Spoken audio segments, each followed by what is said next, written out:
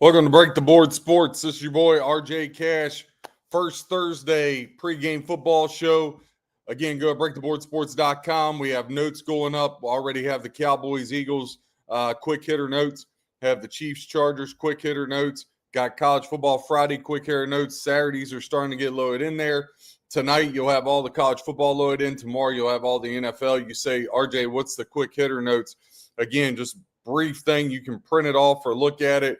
Just quick bullet points, not these long paragraphs where you got to sit and read. You don't have time for that, especially if you have a real job. Then you got to try to handicap games because you like betting your own games. Just quick bullet point hits. Go print those off. Go check them out. It's free in the notes blog section at breaktheboardsports.com.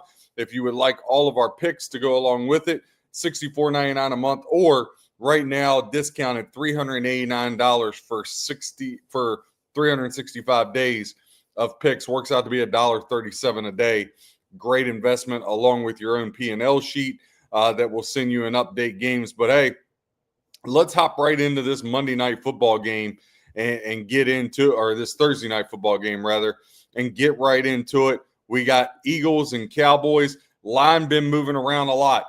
Opened up 7, drove up to 9 in some spots, mainly 8.5. But even today, 7.5, 8, 8.5, back down to 7.5. Thing just keeps moving and shaking in this matchup. Now, Eagles offensive coordinator Kellen Moore, as you know, he is taking off. He's down as the head coach in New Orleans. So new offensive coordinator. Dallas, obviously, the Micah Parsons trade and all that. Both of these defenses, I think, especially the Eagles, they got all kinds of problems at the cornerback position that they got to try to figure out and navigate as this season goes on. Right now, Eagles setting at 8. I think that's where it's probably going to settle in, listening to some respected people in the market and just kind of my own gauge on these. Right now, 66% of bets and 62% of the handle going to the way of the Eagles, 34% of bets and 38% of handle to the Cowboys. They're over-under holding strong at 47.5. New head coach Brian Schottenheimer makes his debut for the Cowboys. That should be quite interesting. But I think the Cowboys, going back to that Eagles secondary, Cowboys are going to be able to kind of put some pressure on them. Pickens, Lamb, Cowboys got weapons. You can't deny that. Dallas has weapons. I think they're going to be able to move the ball down the field. I actually think, typically defenses have the upper hand early in the season. I think you're going to see these offenses actually be able to put some points up here early, especially Dallas. It wouldn't surprise me if Dallas was able to sneak a first half money line or spread across. I think the Eagles pick up more steam as things go on. One of the biggest plays that we gave out earlier in the week was a 7-point teaser with the Eagles at -1 and the Baltimore Ravens before they flipped around on the line. We got +8.5. So minus $1.40, Eagles -1 with Baltimore +8.5. Feel really good about that. But I will say, if you tease the Dallas in a 6-pointer up to 14.5, maybe find them a dance partner like the Detroit Lions at +8.5. I think you'd have something there, or even the New York Giants +11.5, +12. But since 2015, the favorite is only 3-7 ATS in the opening game of the season. So these opening games, these favorites 3-7 hasn't bode well. Again, I like Philly to win the game, but I actually think Dallas is going to be able to hang in there in this one. Jalen Hurts, 26-3 straight up as a home favorite in his career. So he's been able to take care of business at home. Now, look, Philly blew out Dallas twice last year, but no Dak Prescott in either one of those games. Dak is actually, again, that's why I kind of lean that 8, 8.5. If you can find an 8.5, I grab it. If you could find the 8.5, I definitely tease Dallas now in a 6-pointer, give them to that +14.5. I don't think there's any way Philly wins this game by more than 2 tubs. Dak 29-12 against the spread versus the NFC East. But Dallas 4-8 straight up their last 12 games, 2-4 ATS their last 6 against Philly. Philly 5-1 against the spread in their last 6 games overall. The total has gone over 7 of the last 9 games in this one.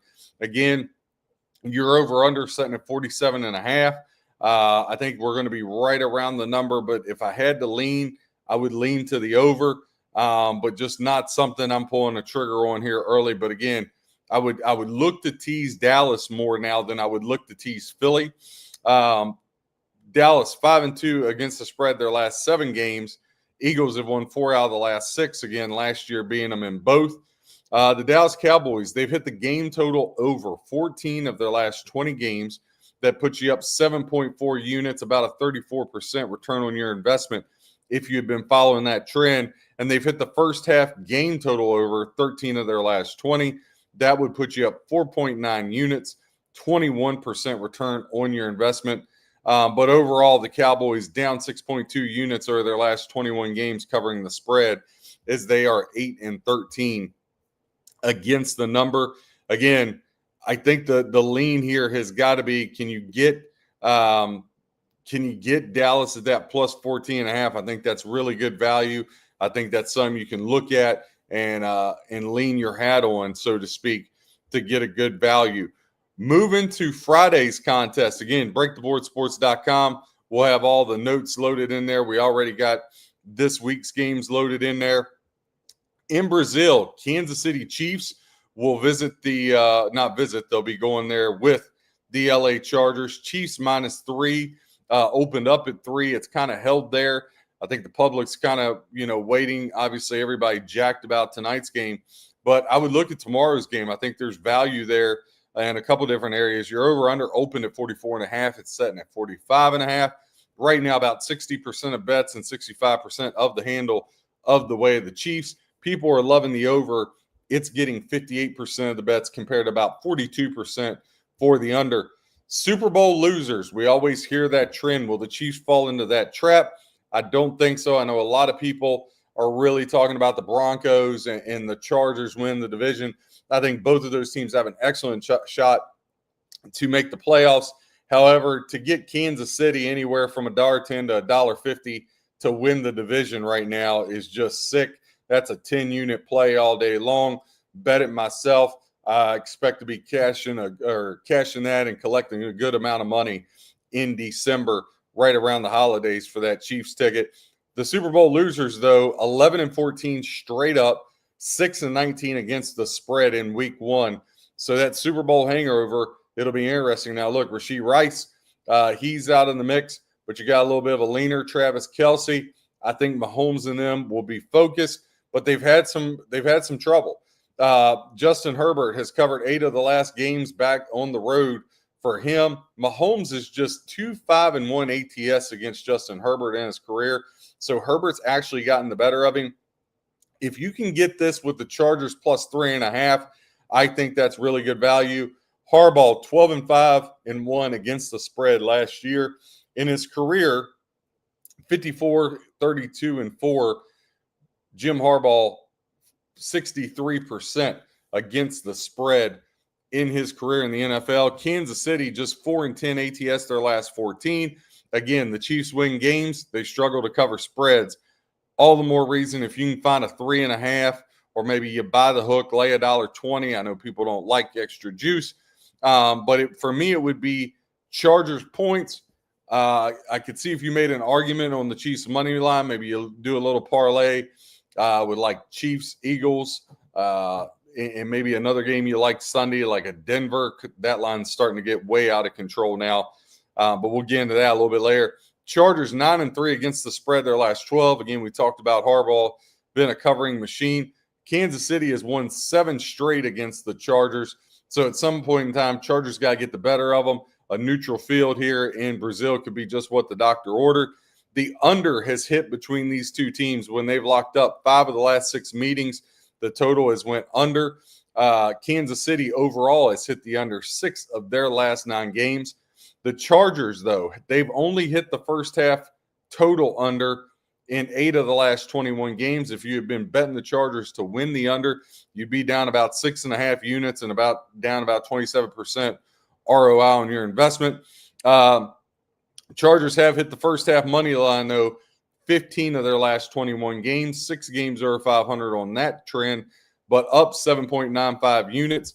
So a lot to look at there. Again, I think if you can snag a 3.5 some way with the Chargers, I think that's really good value.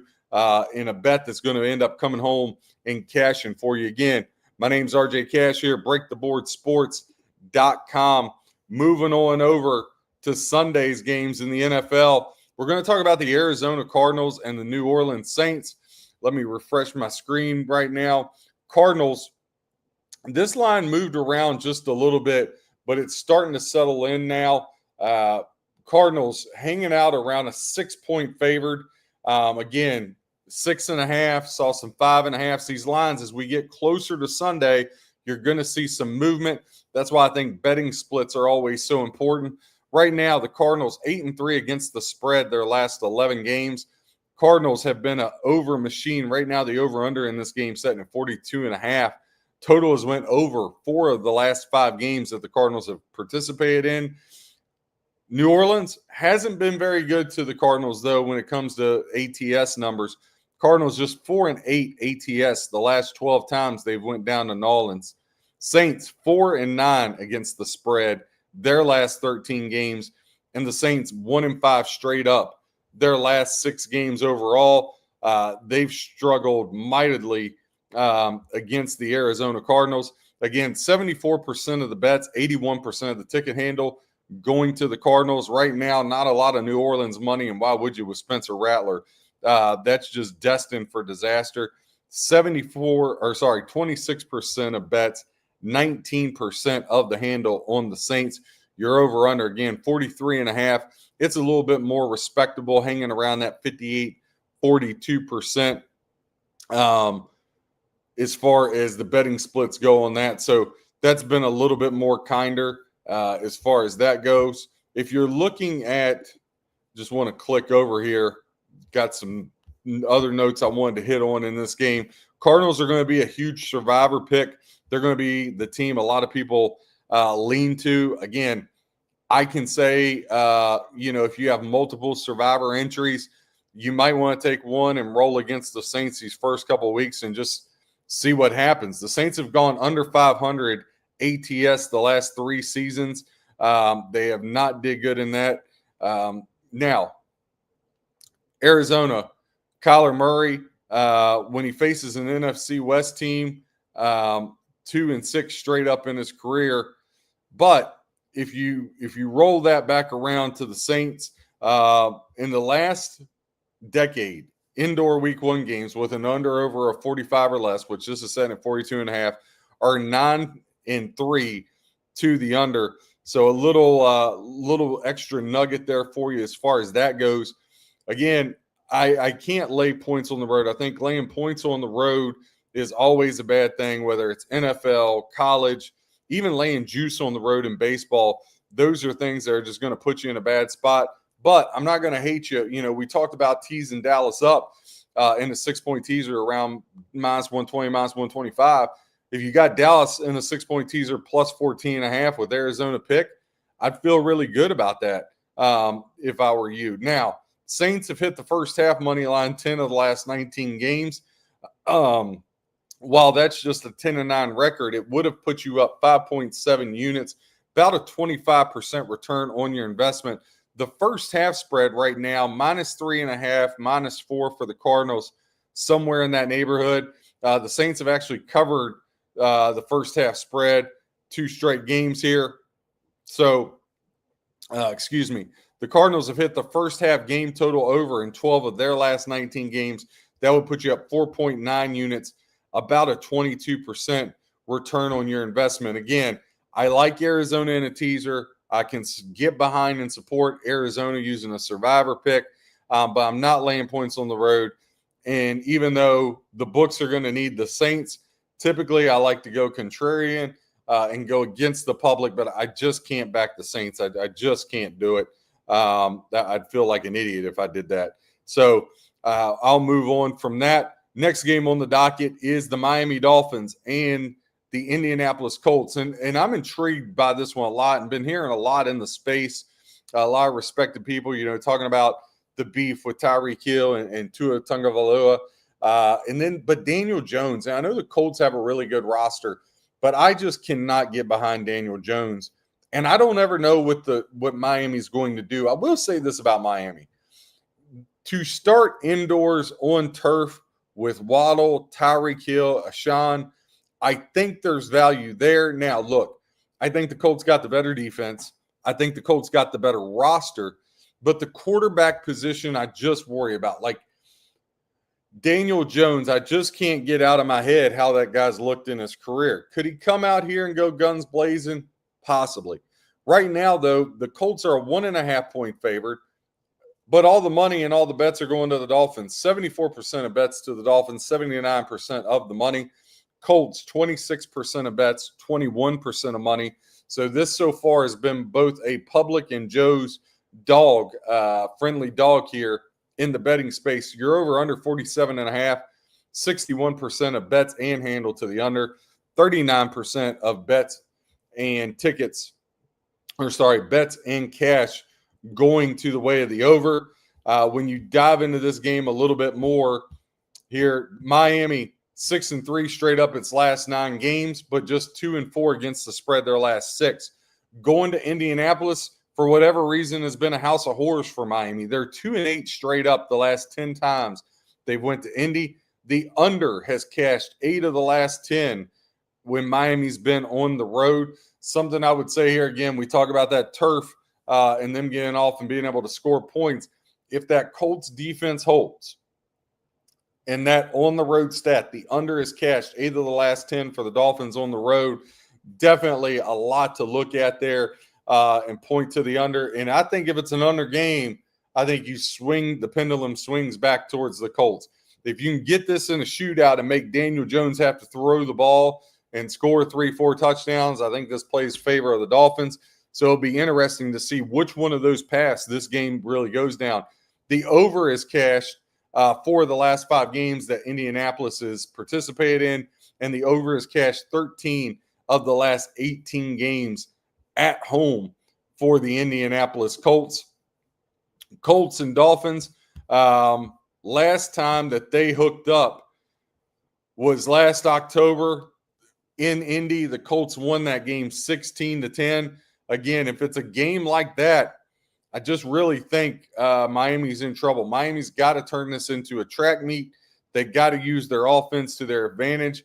I would hope Mike McDaniel would have something schemed up. I'm not a big Shane Steichen believer. I'm not sold on him yet. I got to see more and see if he can really get this Colts team moving. Again, obviously, they picked Daniel Jones over Anthony Richardson, so that tells you all you need to know. Steichen's on the hot seat. They need a win. Both of these teams going to be really hard to get to their win total overs if they drop this game. The Dolphins have hit the first quarter money line 8 of their last 12 games. That would have put you up 6.2 units, a 36% return on your investment. As far as the Colts go, the Colts have hit the game total over, as we said, 12 of the last 20. That would put you up 4.3 units, about 20% return on your investment there by way of the Colts. Now, the Colts also, the second half, been able to get things going, not so much. Colts start out hot. Second half hasn't helped them. In the second half, the Colts have only covered the spread in the second half 1 of their last 9 games. If you had been betting on them to come out of the chute there in the second half over the last 9, you'd be in trouble. You'd be down 7.98 units, about an negative 80% return on your investment there. So, again, going to be interesting how this one plays out. I really liked Miami, but as start looking into trends and you keep kind of watching the market, this seems to be a popular dog. Whenever there's a popular dog, that doesn't typically work out as well. I would look to see how this moves as we get later in the week. Again, this is Thursday. You can catch us every Monday, Thursday. Then we also put out shorts, baseball shorts, focusing on 2 to 3 games at a time. So check those out. Give us a like, click subscribe. Next one, Washington Redskins hosting the New York Giants with the new look quarterback room. Giants, completely different quarterback room. Russell Wilson will get the start. Jackson Dart will be the backup. Jameis Winston will be there in the emergency role. Washington laying 6 right now. Now, this is another one. Bounced around a lot. Got up at 6.5. Then I've heard a lot of sharps, and you've seen some buyback on the Giants. Got down as low as 5, and then shot right back up to 6 this morning. 63% of the bets to the Redskins, 37% of the bets to the New York Giants. Now, 54% of the handle to the Redskins, 46% of the handle to the Giants, about split. I think 6 is where it's going to settle in. You may see a little bit more movement closer to game time. I know a lot of people in love with the Redskins. I am a Redskins fan as the hometown boy, but I got to tell you, I'm nervous. And if I had to make a bet, it would be Giants. If I was going to make a teaser play, I'd rather tease the Giants up than take Washington to win this game pick. They never play well against the Giants. Even last year, as pathetic as the Giants were, Washington needed a field goal to beat them. You're over under 45.5, 54% of the bets and 53% of the handle to the over, 46% of bets and 47% of the handle to the under. Giants 2-10 against the spread their last 12 games, and they've went under the total 12 of their last 18. But again, when they face Washington, they've been able to cash. Giants 9-4 against the spread their last 13 versus Washington. The total has gone over 5 of Washington's last games in a row. If you look at the Giants here with Russell Wilson, remember, he was able to move the ball for the Steelers and actually didn't play all that bad.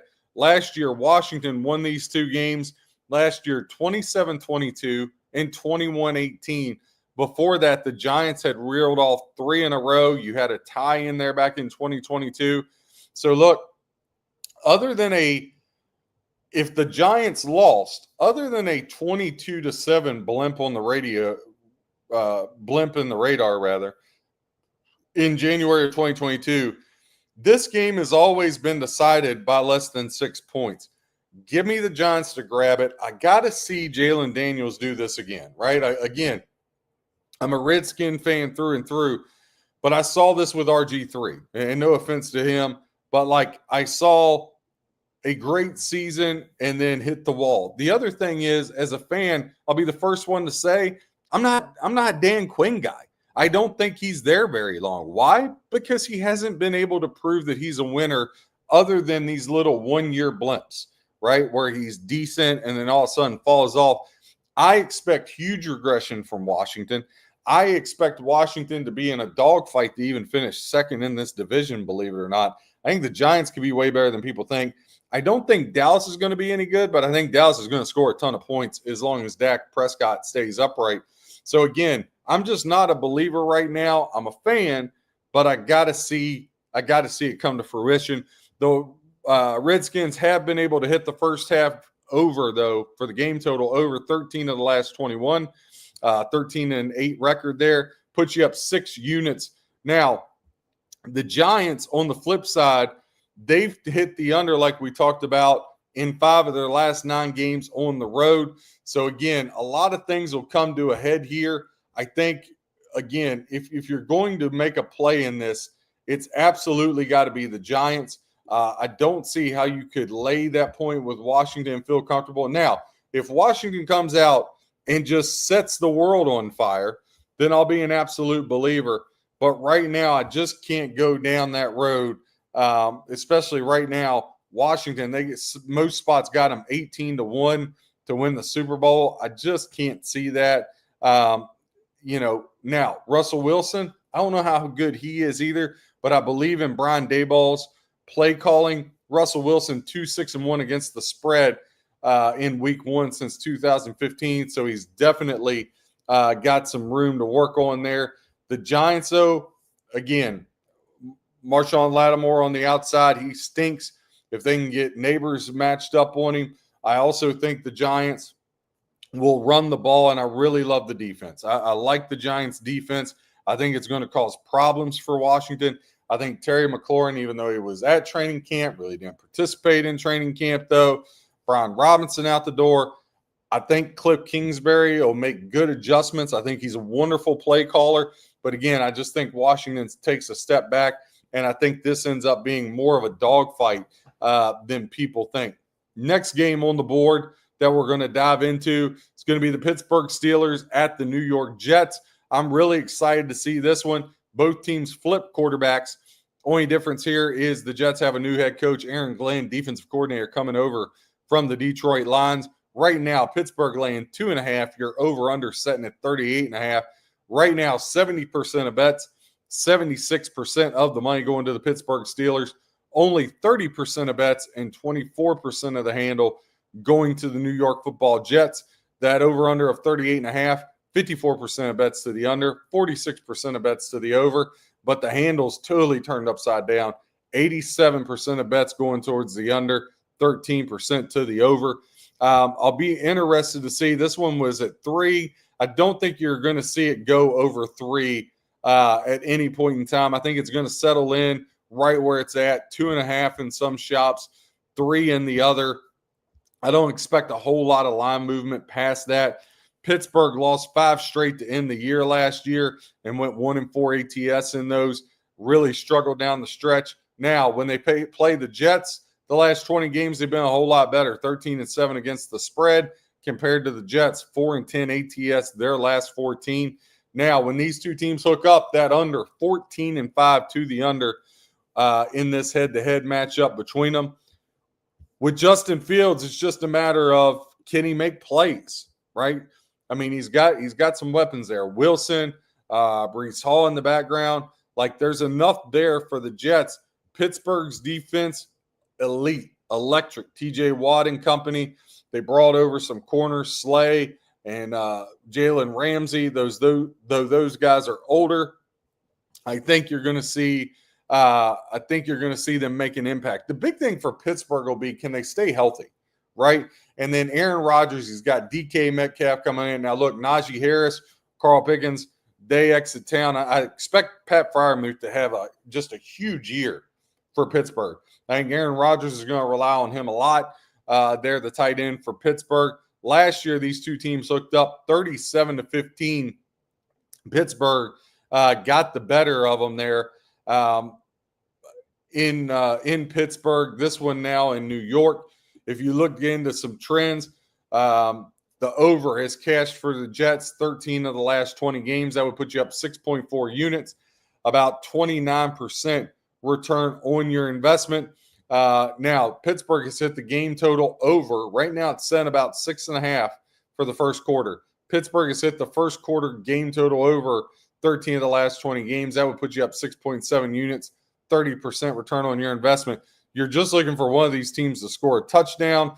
The only problem is you're going to pay some juice, about minus 130 to minus 143. It looks as the highest at Bet 365. So definitely a couple things to look at. Now, Pittsburgh has hit the first half team total over 8 of their last 11 road games, so 8-3 for their team total over there. If you're looking at Pittsburgh here, again, we just talked about this earlier. You got to have some different rules. You got to be able to pack that in and have some good betting concepts in your handicapping. Laying points on the road, even a 2.5 point, I don't think that's ever a good thing. If you were going to look at anything in this game, I think you either got to take Pittsburgh on the money line or stay away. I haven't seen Justin Fields be able to make enough good plays. He wasn't the reason that Pittsburgh won last year. Russell Wilson was the guy behind the helm. I think Aaron Rodgers, this is his final hurrah. I think him and Mike Tomlin have a great understanding. I think they're going to have a great relationship in this. And I really look for Pittsburgh to have a good year. Their over-under win total was 8.5. I got them setting at 10 wins. I think they go 10-7 and get in the playoffs. I think there's a lot to be excited about if you're a Pittsburgh Steeler fan. The only question mark will be, can you keep Aaron Rodgers upright? If Pittsburgh can do that, I think they're going to be huge contenders here coming down the stretch. Next game on the board, Carolina Panthers will visit the Jacksonville Jaguars. Right now, this line, again, was 2.5, got to 3. It's all the way up to 3.5. We're starting to see some Jaguars money really show up. 3.5 at DraftKings, 57% of bets and 61% of the handle to the way of the Jaguars, compared to 43% of bets and 39% of handle to the Carolina Panthers. You're over under 46.5, 79% of the handle to the over, only 21% to the under. I know a lot of people are really, really excited about Bryce Young and what they saw towards the end of last year. I just don't know if that's enough for me to get to the window. Like, I'm not saying I think with the new head coach of the Jags, I think they're going to be better, right? Travis Hunter, at some point in time, Trevor Lawrence has got to show me what he showed me in Clemson. Now, I've been a huge Trevor Lawrence fan, always have, love the Prince, but I don't know if it's bad coaching or bad playing on his part. I actually think it's a little bit of both, because as much as I like Trevor Lawrence, I also got to be realistic. He's missed a lot of really easy throws in his career. Like, there are times where he just has not made good decisions at all. He is just not. Bryce Young got a little better as the year goes on for his career. Bryce Young, 12-15 and 1 ATS, but 10-18 first half against the spread. That's the second worst mark of 81 quarterbacks in that same span. So, look, the Panthers, when you look down through here, Lawrence 1-3 straight up in the first 4 weeks over the last couple years. So 4-12 straight up in the first 4 weeks over the first 4 seasons for him. He has just not gotten off. He has just not gotten off to a good start to start the season at any point in time. I think with Coach Liam, I think they're going to be able to move the ball better. I do think that if he can't get Trevor Lawrence fixed, Trevor Lawrence isn't an NFL quarterback. But I also think Jacksonville needs to establish the run. Same thing for Carolina. Bryce Young, I know he looked better and showed some raise a hold, but you can't go out there throwing the pigskin all around with him. If he's got to go out there and sling it for you, I think Carolina's in a lot of trouble. I mean, look, this is a team, they're just 5-15 straight up their last 20 games. But again, despite that, down the stretch, they were a covering machine where the Panthers, 7-2 against the spread their last 9 games, and they were able to score some points going over the total 6 of their last 7 games. So I do think there's stuff there to be positive about. Head-to-head all-time, Carolina 4-2 straight up against the Jags. Now, look, Jags 2-8 straight up their last 10 games, and they have not played well at home. 1-4 straight up their last 5 at home are the Jacksonville Jaguars. Now, they've hit the team total over 7 of the last 9 games they've played at home. So 7-2 on the team total over. That puts you up about 4.8 units, around 43% return on your investment. Now, the Panthers, we talked about that over 14-6 over their last 20 games would put you up 7.4 units, about 34% return on your investment. I like the Jaguars to get this done here, but I tell you what, if we're over the number of 3, I think you got to look Carolina. I also think you got to look at Carolina in some of your teaser. If you're a 7-point or 10-point teaser player, typically you can get a 2-team 7-pointer for about $1.40, $1.35 on some offshore spots, and you can get that 3-team 10-point teaser around $1.40 as well. Look, if you're telling me I can get 10.5 or 13.5 with the Panthers, I'm all in. I might even be able to be all in on the 3.5. The thing I can't do, I can't lay 3.5 with the Jaguars, even though they're at home. If you like the Jags, I think you got to look for some kind of money line parlay you can put them with. Maybe that Cardinals team we talked about. But I just can't jump there laying 3.5 with the Jaguars. I'll be interesting. Can this thing touch 4?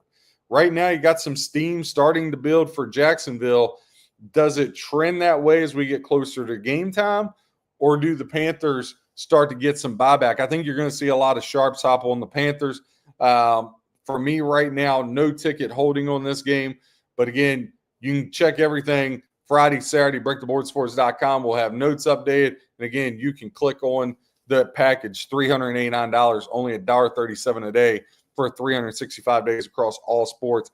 Cincinnati Bengals laying 5.5 against the Brownies in Cleveland. Joe Flacco will get the call for the Browns to start. Again, Bengals, all kinds of off-season issues with Trey Hendrickson. They finally got that done. 77% of bets and 75% of the money going to the Bengals. 23% of bets and 25% of the handle to the Browns. Your over-under setting 48.5. The under definitely getting bet up here, holding about 68% of the handle. For me, last year, the Cincinnati Bengals ruined it. I had 2 Circus Survivor tickets. The first one I put on the Bengals, or I had three rather. Sorry, excuse me, three, and I had two of them on the Bengals. Patriots went in there and ended that for me pretty quickly. Since then, I've just been really down. And in the preseason, kind of showed the same thing for Cincinnati. They weren't able to protect Burrow. I got huge questions about Zach Taylor. I think he could be a really good play caller too, but there's such a difference between a good coordinator and a great head coach. And that's what with these new head coaches like Ben Johnson, Aaron Glenn, are these guys really good head coaches? Robert Saleh, it was so dysfunctional in the Jets, I don't know. But I do know this, Saleh going back to the 49ers and being a defensive coordinator, he's going to be just fine, right? Same thing in Minnesota. Brian Flores, defensive coordinator. I think Brian Flores is the best defensive coordinator in football, just personal opinion. Head coach struggled with things. So I don't know what we're going to see out of the Bengals. Obviously, Joe Burrow, he could go out and win the MVP. A lot of people saying that. I'm not on that train because I just don't think the Bengals can protect him. Yes, he has weapons, but if the offensive line can't protect him, Chase and Higgins and company, they can't get open. Bengals 4-1 against the spread their last 5 games. They went over the total 7 of their last 10. Now, Bengals are 4-1 ATS. The last 5 games they've hooked up against the Browns. Browns have went under the total against their matchups in the Bengals. 4 of the last 5 matchups in this series. For the Bengals also, again, the Browns, just not a good team here. Flacco, 11 games over the last 2 seasons between the Colts and the Browns. But he's went over the total 8-3, the last 11 in those. When I look at the Bengals, right, and when we really break this down before we get into the trends, you look at last year back in December. Bengals got them 24-6 in Cincinnati. In Cleveland last year, 21-14. Before that, 31-14. So Bengals have taken 4 of the last 5 straight up. Before that, the Browns had a good run. But if I could get, I would say hold out on this. The only thing that would make me bite on the Browns right now is just the fact that only 25% of the money is on them, and the books are going to need them. I think if you want to bet the Browns, you got to wait because I think it's going to get back to 6.5 before game time. If you want the Bengals, go for it. I just, again, laying points on the road and laying points on the road in a division game, I think those are ultimate no-nos. I think those are ways to just bust your bankroll. Again, for me, it would either be Browns. Let's see if it gets to 6.5. I know you're like, hey, RJ, that's a whole nother point. That could happen over the next 3 days before we get to kickoff. Then you could buy a hook, lay $1.20, get that 7. I'd love to have 7 with the Browns. If I can't get 7, I doubt I'd play it. I know this. I'm not laying points on the road with the Bengals. I think the Browns and Myles Garrett and company can get to Burrow. I think Burrow would be running for his life. And this is the thing we know about Kevin Stefanski. He has been able to scheme up ways to get points, right? Flacco's not going to go out there and win you the game, but the Browns are going to run the ball. They're going to bleed the clock. They're going to try to shorten this game up. Everybody knows that. I'm not saying anything anybody doesn't know. I just don't want to lay the number with the Bengals on the road. A game I'm really excited about.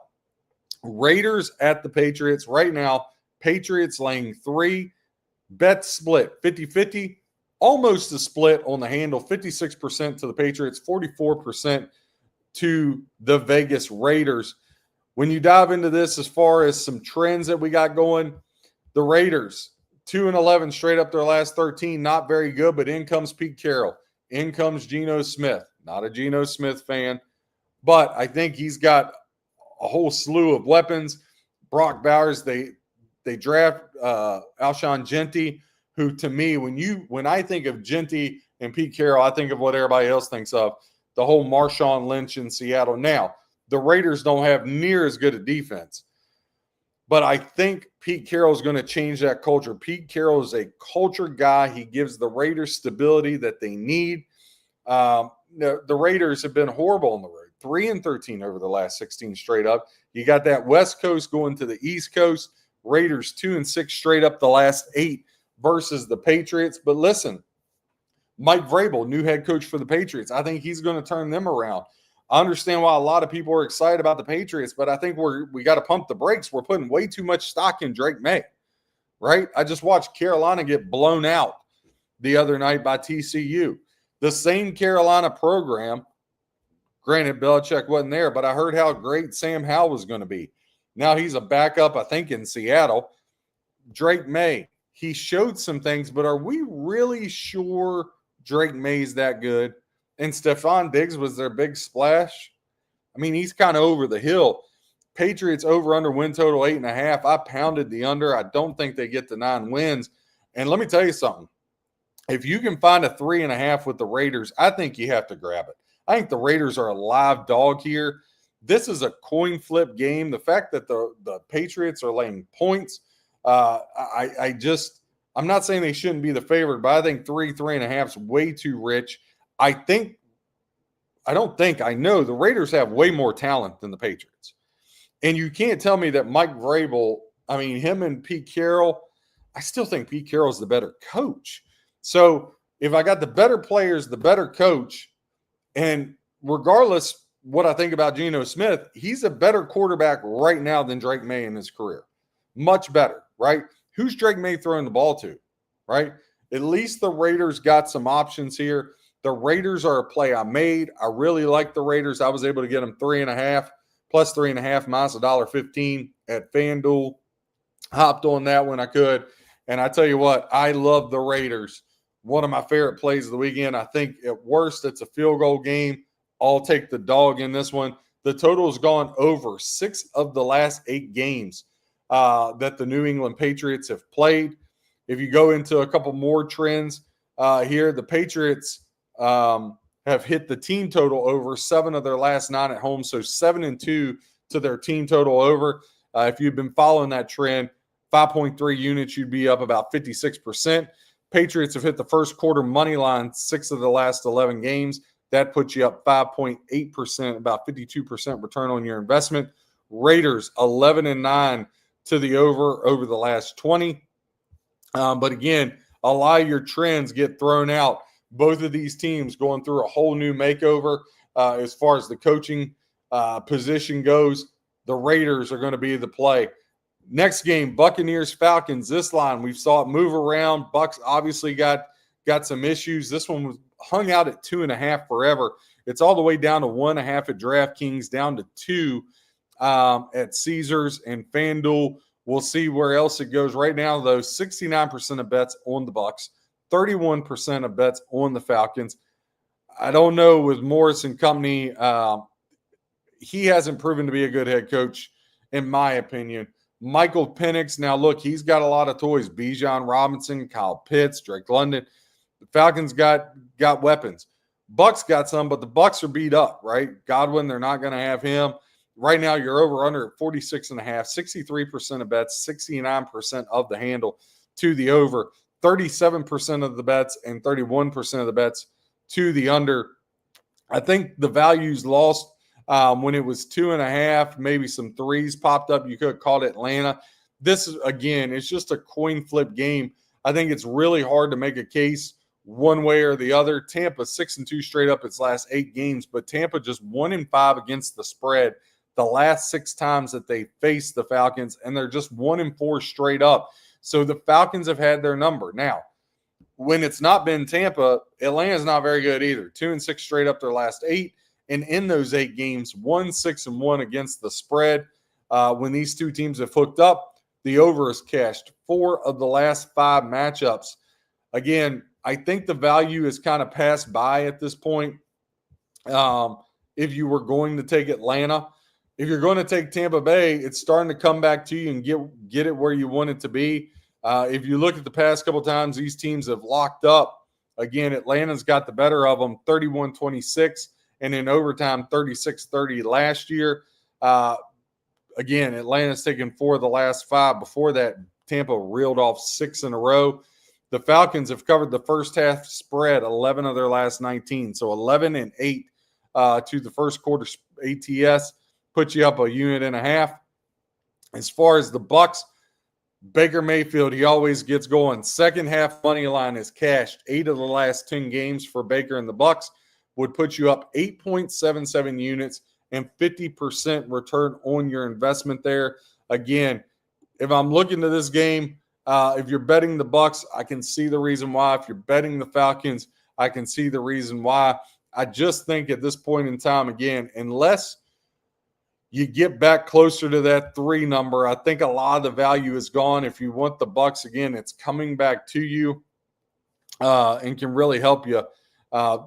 Falcons, they're going to open up at home for the 6th straight season, but they're just 1-4 straight up and 2-3 against the spread in their last 5 openers. We'll see how good this one treats them when they host interdivision rival Tampa Bay Bucks on Sunday. Again, click that like button for us. Hit subscribe. We're here every Monday and Thursday. Thursday is the pregame kickoff show for the weekend. Dive into trends, numbers. You can go to our website, breaktheboardsports.com. Hit the notes blog section. We already have Thursday, Friday's NFL games, and Friday's college football. Some of Saturday's college football are loaded in there. The rest of college football will get loaded in today. Just quick hitter betting notes. Again, Break the Board Sports is about helping you be a better handicapper. We do have our picks. We do have P&L pages that go along with the picks for full transparency, but we're more interested in helping you become a better handicapper. Again, catch us. We have some shorts down on there. Give us a like. Tennessee Titans at the Denver Broncos. Denver Broncos were 6.5. This thing is shot up as high as 9 right now at FanDuel, 8.5 at DraftKings. Broncos, 73% of the bets, 87% of the handle. It's been all Broncos all the time. Cam Ward, rookie quarterback, coming in for the Tennessee Titans, the number 1 overall pick. Bo Nix, will he have the sophomore slump that so many quarterbacks go through? Right now, your over-under set at 42.5, 55% of the bets to the over, 45% to the under, 63% of the money on the under. So under and the Broncos have been what's been getting bet here. Well, look at, I got the Broncos and some teasers earlier, but now it's getting to the point you can't lay this number with Denver. You just can't do it. I get it. Tennessee 0-6 against the spread their last 6 games, 0-6 straight up.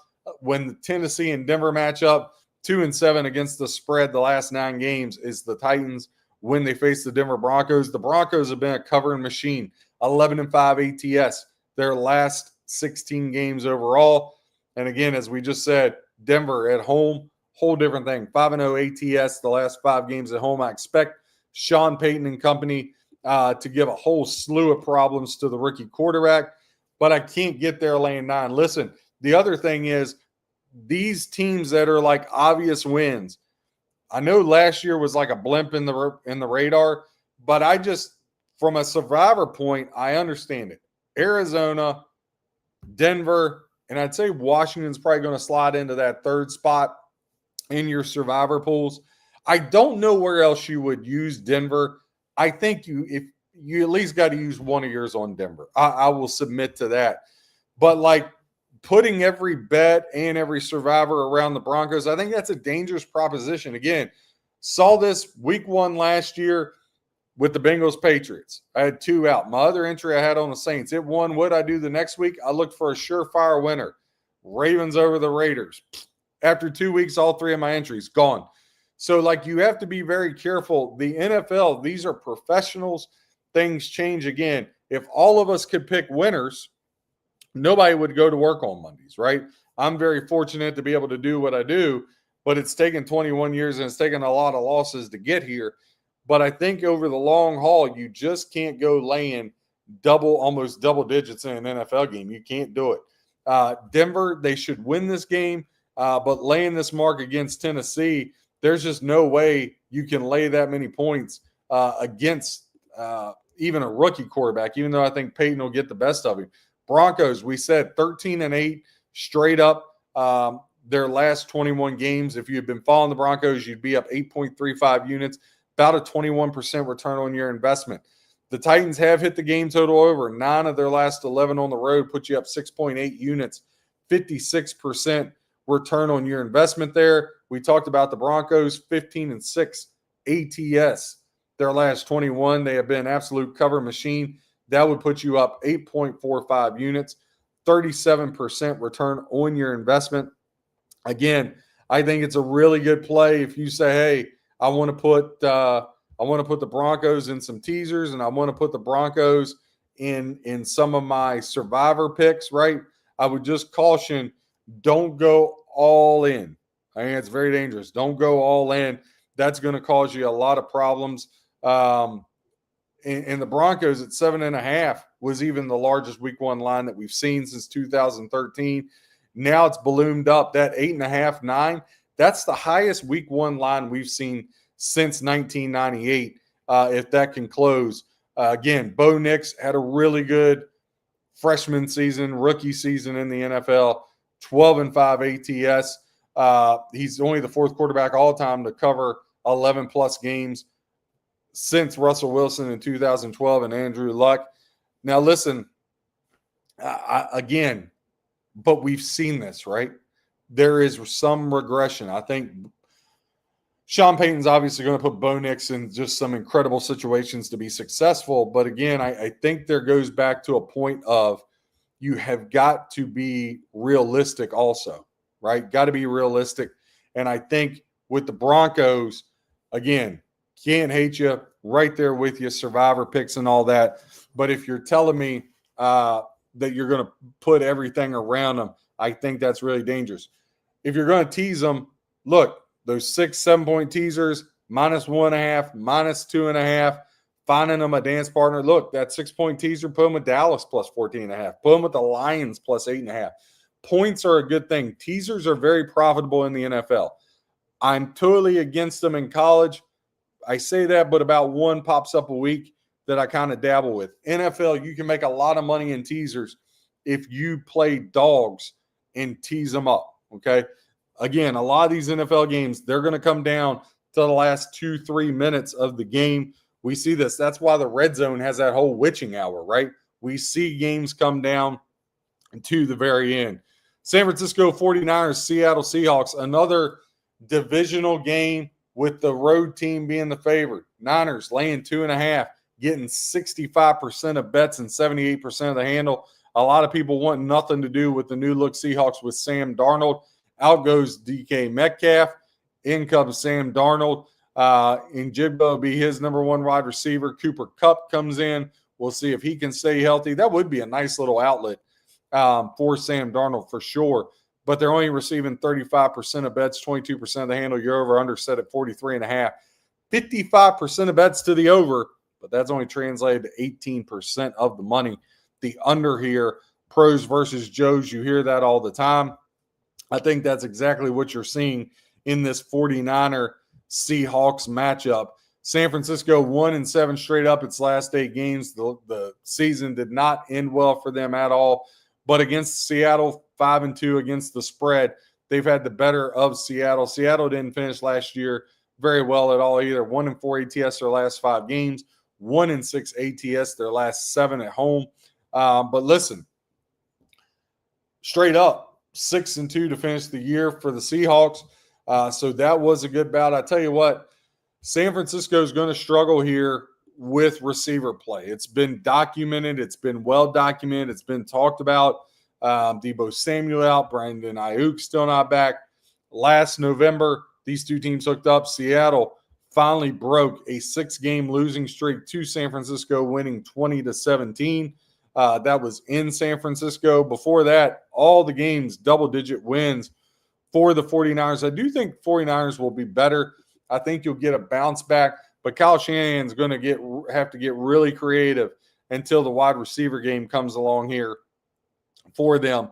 We're going to really see what Brock Purdy's made of, right? I feel like this is like a 3-year discussion now about Brock Purdy.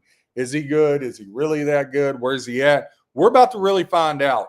And Sam Darnold, does he revert back? You know, Kubiak coming in to be the offensive coordinator. I think he's going to keep him out of harm's way. Is he that quarterback we saw the first 15 games, or is he the quarterback we saw the last 2 games in his whole career?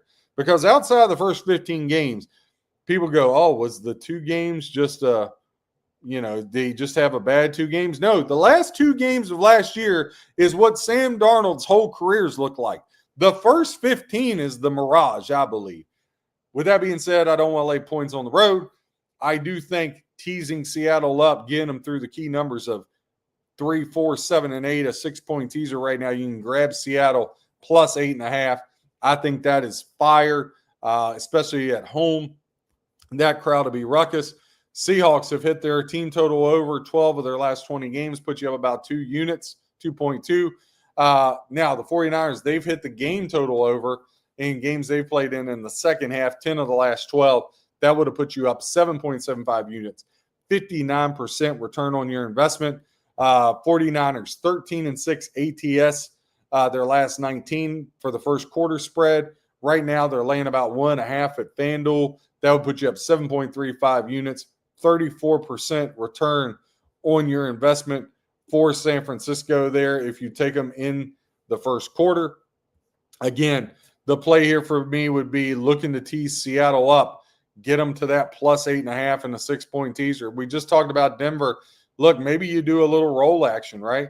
Maybe you have Dallas do a 6-point teaser, Dallas plus 14.5, right? With the early game of the Arizona Cardinals to win, right? So you got the Cardinals pick, Cowboys plus 14.5. Then you just take what you bet and what you won, roll it all to 4 o'clock, baby. Let's go Denver minus 2, 2.5 with Seattle plus 8.5. But I got one better for you. Here's a better dancing partner for Seattle at that 4 o'clock slot. Is the Detroit Lions catching 2.5, 2 in a couple spots. They face the Green Bay Packers. Now, we still don't know if Micah Parsons is going to be able to play. It'll be interesting as we monitor that. Detroit, 14-6 against the spread their last 20 games overall and have hit the over 5 of the last 6. Detroit, 12-4 ATS the last 16 against Green Bay. They've been an absolute covering machine, but Green Bay's been solid at home, 10-4 straight up their last 14. I think we're all asking the same question. What Jordan Love are we going to get? Lions lose both coordinators. Aaron Glenn, Ben Johnson, well documented. They both got head coaching jobs there in the NFL. But I really think when you dive into this, Detroit being a dog, I mean, I don't know how you can pass that up. 73% of bets, 76% of the handle on the Lions, 27% of bets, 24% of the handle on the Green Bay Packers. Your over-under total is 47.5. I got to tell you, like I said, I love the Lions and the Seahawks 6-point teaser. Get both of them plus 8.5. I think both of those games are very tight games. I think they're within a possession. The 8.5 covers you with both. That would be what I rolled that on and placed. And I actually made that wager yesterday. 2-team 6-point teaser plus 8.5 for a triple unit, Lions and the Seahawks. Moving on here, just diving into this Lions-Packers game a little bit more. Again, we said that 6 of the last 7, the Lions have beat the Packers outright. That only win for the Packers coming on Thanksgiving in Detroit back in 2023. Last year, Lions won by 3 at home, 34-31, and they went into Green Bay and won 24-14. The Packers have hit the game total under 6 of the last 11 games, put you up about 1.5 units. Lions have covered the first half spread, 6 of their last 9 games on the road. Right now, they're plus 0.5 at FanDuel, plus 1.5 at FanDuel. You can get the Lions 2.5 units up. I think that's good value. Take the Lions in the first half, plus 1.5 again. You're probably not going to see Micah Parsons unless they shoot him up. And here's the thing. I think Green Bay, obviously, Josh Jacobs, they're going to want to run the ball. Lions, they want to get out and run. Lions have won their last 9 on the road straight up. That would put you up 9.05 units, 49% return on your investment. I think Lions covering the first half spread is definitely a good way to go. I'm just not sold on Jordan Love. If I turn out to be wrong, I'm wrong. Texans at the Rams. Again, the health of Matt Stafford, the big question here. Rams minus 3. It went down to 2.5 for a little bit. Now we know Stafford's playing, but to what degree, we have no idea. Rams right now getting 44% of the bets, 56% of the bets going to the Titans, 54% of the money, or 54% of the money on the Texans, 46% of the money on the Rams. You're over under 43.5. 63% of bets to the over, but only 26% of the money to the under. That means sharps are really liking the under. Visit us, breaktheboardsports.com. Click that like. We're here every Monday, Thursday. Thursday's the NFL pregame show where we go down through every NFL game and break down trends and give you betting analysis. Going to this Houston game, they're 1-4 straight up the last 5 times they faced the Rams. But in their last 6 games, Houston has gotten the better of the number. 4-2 against the spread, but that 1-4 straight up against the Rams is also 1-4 ATS against the Rams. Houston has not fared well against NFC teams. They feasted on the AFC, but 5-15 straight up their last 20 versus NFC. Rams 7-1 against the spread their last 8 games. Rams 10-4 straight up the last 14 at home.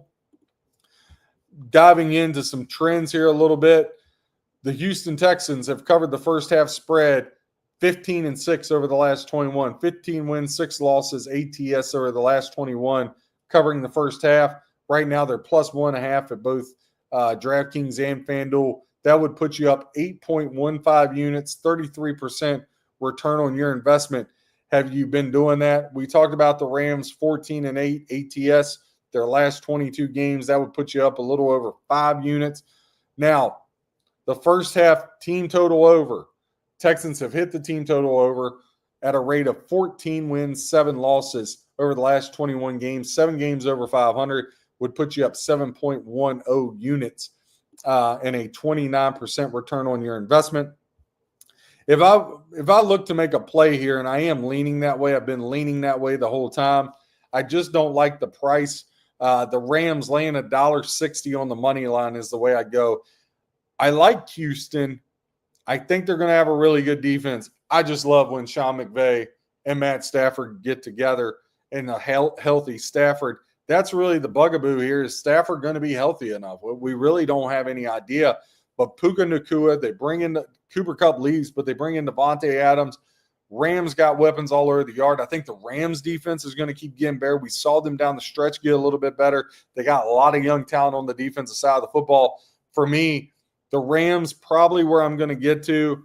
I would have liked it more when it was around that $1.45, $1.50, but I didn't know where Stafford was at with the back and the shoulder and the toe and the nose and whatever else he has. I feel like it's a different thing every week. But I think the Rams get this done at home. I just don't want to lay 3. Sunday night football, the last game on our slate. Monday night football will hit on Monday's show with the recap. You can catch that live Mondays at 10:30 Eastern time, breaktheboardsports.com. Check out our quick hitter betting notes. They're free for everybody to see to help you become a better handicapper. This line is flipped. It went from Buffalo as a 1.5 point favorite to the Ravens a 1.5 point favorite. Now, ticket count, pretty even. 60% Ravens, 40% Bills, but the handle is totally not even. Everybody loving the Ravens, 78% compared to 22% for the hometown Bills. Obviously, Bills eliminated the Ravens in the playoffs last year. Mark Andrews dropping a couple touchdowns. Ravens just shooting themselves in the foot. Over under 50.5, 61% of tickets, 74% of the handle goes to the way of the Baltimore Ravens. Baltimore 5-1 against the spread their last 6, along with being 5-1 straight up. Buffalo 10-5 ATS their last 15 games overall. The total has gone under when these two teams hook up 4 of the last 5. I felt like when you had Baltimore, I gave it out to all of our players that are signed up. Again, you can go to breaktheboardsports.com. Right now, we have a special 365 days of the year, all plays $1.37 a day there at breaktheboardsports.com. The Ravens, when they were at 1.5, we gave out a 7-point teaser minus $1.40. It was Eagles -1 and Ravens plus 8.5. We put a 5-unit play on that for all of our guys. I feel really comfortable with that. Now the way it's shifted, you say, well, why don't you just go tease Buffalo 8.5? I'm scared because I saw Buffalo go to Baltimore last year, and I want to say I was getting like 3.5 or something like that, and they got absolutely trucked.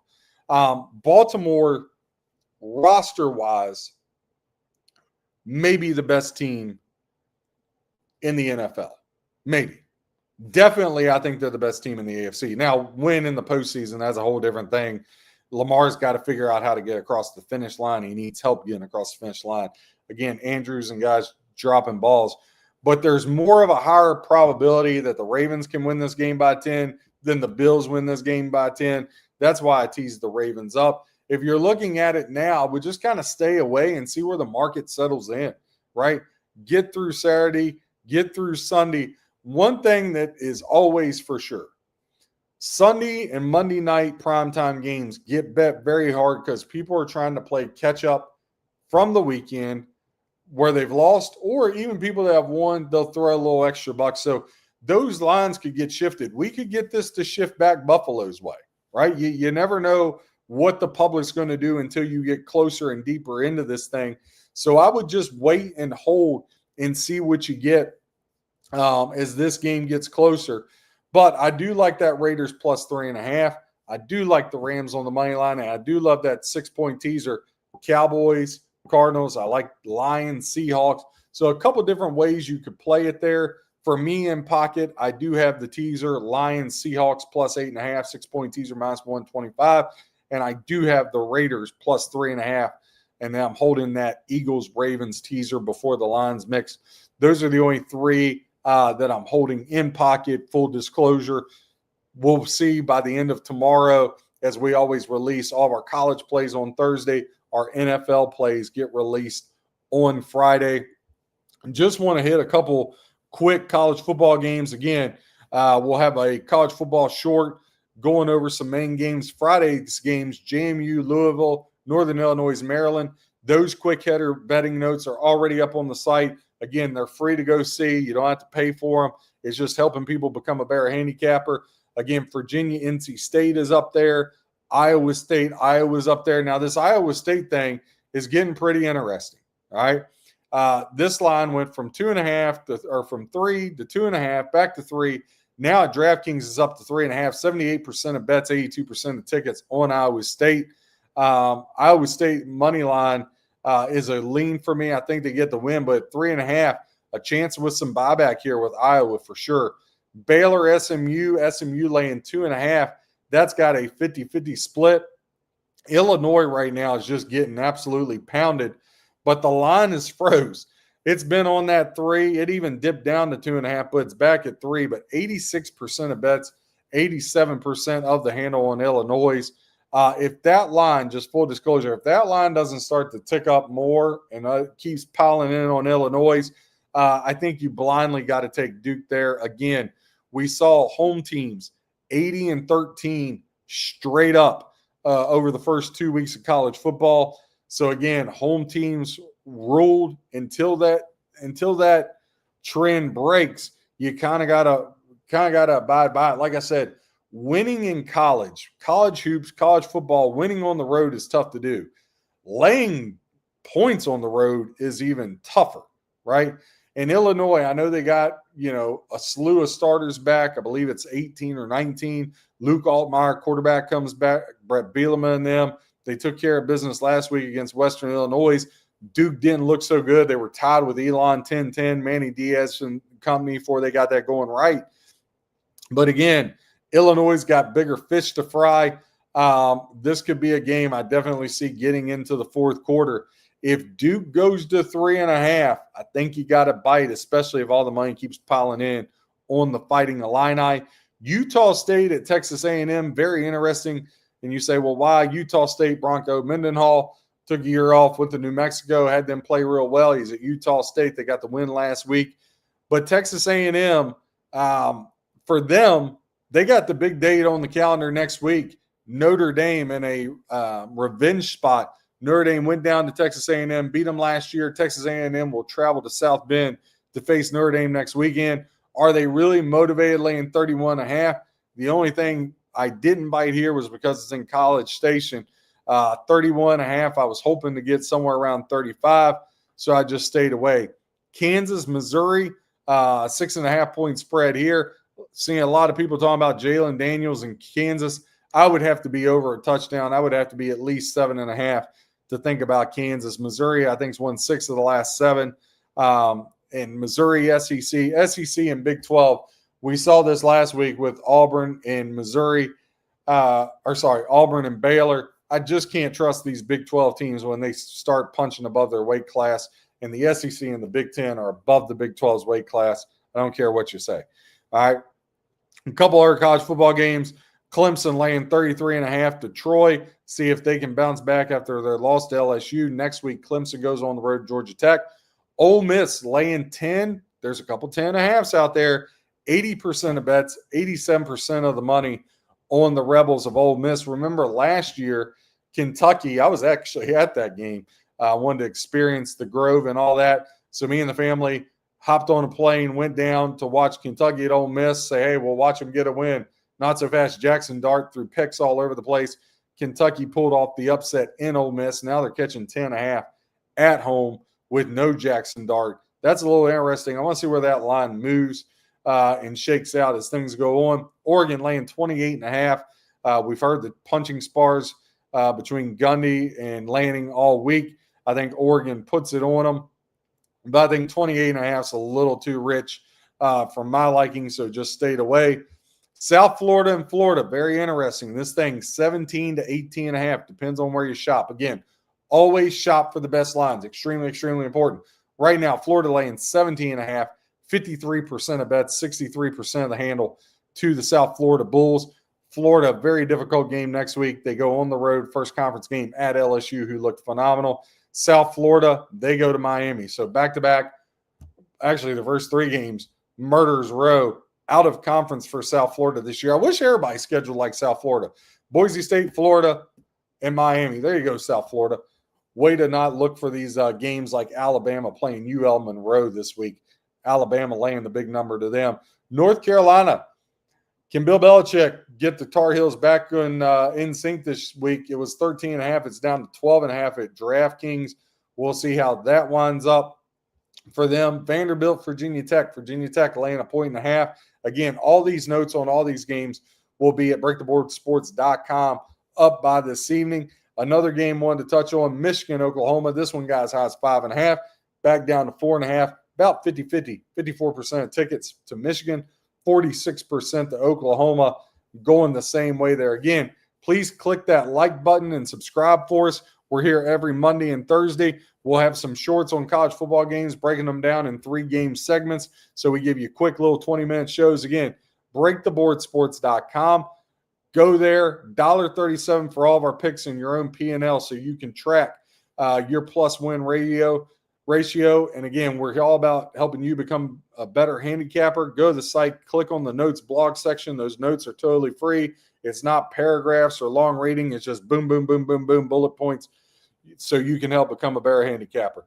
Thanks so much. God bless and happy handicapping.